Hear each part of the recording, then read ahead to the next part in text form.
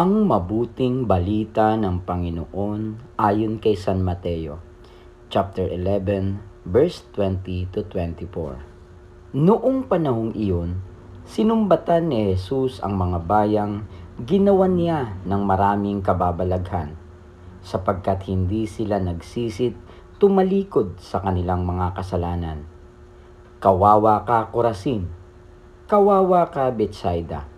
Sapagkat kung sa Tiro at Sidon ginawa ang mga kababalaghang ginawa sa inyo, malaon na sanang nagdaramit ng sako at nauupo sa abo ang mga taga-roon upang ipakilalang sila'y nagsisisi.